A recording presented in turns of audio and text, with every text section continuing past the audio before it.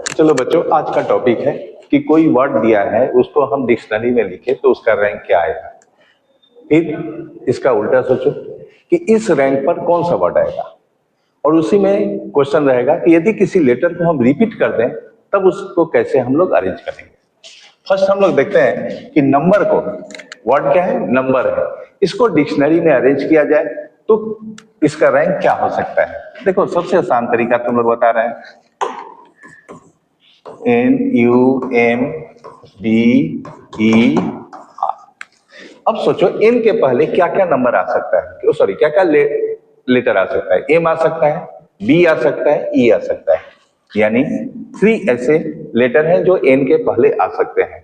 तो 3 लेटर जब आ सकते हैं तो यदि हम m को यहां रख दिए तो बाकी 5 लेटर हो गए। जैसे सपोज करो m यहां रखे तो n इधर आ जाएगा। तो इन 5 लेटर्स को 5 प्लेस पर कितने तरीके से अरेंज कर सकते हैं, 5e5 यानी फैक्टोरियल 5। उसी तरह सोचो u के पहले क्या आ सकता है, m आ सकता है, b आ सकता है, e आ सकता है और r आ सकता है, यानी 4। अब जब सपोज करो m यहां आ गया तो बाकी 4 को हम कितने तरीके से अरेंज कर सकते हैं, फैक्टोरियल 4। उसी तरह m के पहले क्या आएगा, m के पहले b आ सकता है और e आ सकता है, सिर्फ 2 आ सकता है तो 2, और आगे 3 प्लेस 3 लेटर तो फैक्टोरियल 3, क्योंकि 3p3। b के पहले क्या आएगा, इसमें से ना e आएगा ना r आएगा, तो क्या हो जाएगा यहाँ 0। e के पहले क्या आएगा, r आएगा, नहीं आएगा, तो क्या हो जाएगा 0, और लास्ट वाला तो 1 हो ही जाएगा। तब टोटल कितना रैंक हो जाएगा, 3, 120, 96, सॉरी 24, 2 into 6 और प्लस 1, 360 प्लस 96 प्लस 12 प्लस 1,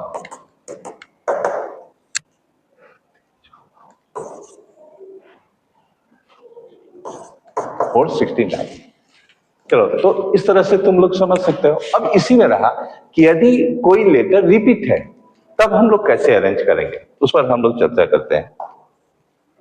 चलो, JEEKAN। अब इसमें देखो, यह जो लेटर है यह क्या है, रिपीट है, तब इसका रैंक क्या हो सकता है। देखो, सेम उसी तरह इसको पहले लिख लो, JEEKAN।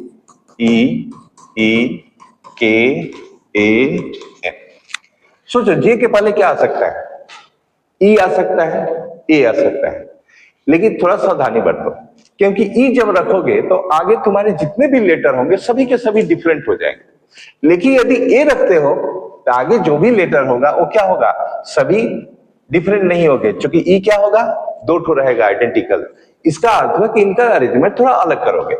ई को यदि तुम रखते हो यहाँ 1, तो बाकी आपके पास कितने लेटर बच गए, ई यहां रख दिए तो जे यहां आ जाएगा, सभी के सभी क्या हो जाएंगे, डिफरेंट हो जाएंगे। तो जब सभी डिफरेंट हो जाएंगे 5, तो इन 5 को अरेंज कितने तरीके से कर सकते हैं, फैक्टोरियल 5 तरीके से। अब यहां ए भी आ सकता है, तो ए यदि आता है तब हम कितने तरीके से अरेंज करेंगे। सोचो, यदि ए यहां आ गया तो जे इधर आ जाएगा, तब क्या क्या बचेगा हमारे पास, EEJKN। इसका अर्थ हुआ कि हम इसे कितने तरीके से अरेंज कर सकते हैं, फैक्टोरियल 5, और चूंकि ई 2 टाइम्स है तो बाई फैक्टोरियल 2, यानी फैक्टोरियल 5 बाई फैक्टोरियल 2। अब यदि ई, तो ई के पहले क्या आएगा, सिर्फ ए आ सकता है। अब सपोज करो ए यहां आ गया और ई यहां चला गया, जब ए यहां आएगा तो ई यहां पर चला जाएगा, तो यहां पर जब ई चला जाएगा तो अब सोचिए आपके पास क्या बचा अरेंज करने के लिए, EKEN। इन 4 को कितने तरीके से अरेंज कर सकते हैं, फैक्टोरियल 4 बाई फैक्टोरियल 2, क्योंकि ई क्या है, 2 टाइम्स। तो यही तुम्हें यहां सावधानी रखनी पड़ती है, यदि कोई लेटर 2 टाइम्स या 3 टाइम्स है तो। अब इसके बाद एक ही यहां अरेंज हो गया तो ये हमारे हाथ से निकल गया, अब ये रिपीट वाली बात नहीं होगी। अब यहां ई के पहले क्या आएगा, सिर्फ ए आएगा, तो बाकी 3 बच गए फैक्टोरियल 3 तरीके से। के पहले क्या आएगा, सिर्फ ए आएगा, बाकी 2 को फैक्टोरियल 2 तरीके से। ए के पहले कोई नहीं आएगा और लास्ट वाला 1, यानी 120 बाई 2 यानी 60, 24 बाई 2 यानी 12, या 1 इंटू 6 6, 1 इंटू 2 2 और प्लस 1।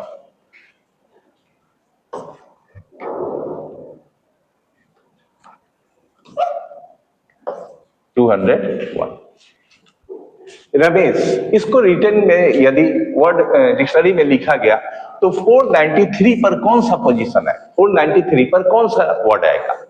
देखो 493 पर आने के लिए तुम कैसे इसको निकालोगे? RAMESH। देखो R के पहले क्या आ सकता है? A आ सकता है, M आ सकता है, E आ सकता है और H आ सकता है, यानी 4। बाकी आपके पास क्या बच गए? 5 लेटर बच गए, सभी के सभी डिफरेंट है, तो फैक्टोरियल 5। अब यहां लिखते चलो, क्योंकि तुमको उस रैंक पर वर्ड खोजना है, तो इसको लिखते चलो कि यह कितना होगा। 4 इंटू 120 यानी 480। अब ए के पहले क्या आएगा? ए के पहले इसमें से कोई नहीं आएगा, तो 0। अब ई पहले ई और एच दो ठो आएगा, तब यह क्या हो जाएगा? फैक्टोरियल 3, यानी यह कितना हो गया? 12। अब देखो यहां तक तुम्हारा अरेंजमेंट हो गया। अब इसके बाद जस्ट तुमसे पूछा जा रहा है 493 पर रैंक क्या होगा? 493 रैंक पर तुम्हारा वर्ड क्या होगा? तो 492 तो यहां हमें मिल गया, यानी यहां एम के पहले, यहां एम आने के पहले तुम्हारे पास कितने अरेंजमेंट हो गए? 492 हो गया। तो 493 में क्या हो गया? एम के पहले तक 492 था, तो अब एम यहां आ गया, तो उसके बाद ई आएगा, तब एस नहीं आएगा, एच आएगा और तब एस आएगा, यानी 493 पर तुम्हारा वर्ड कौन सा होगा? RAMEH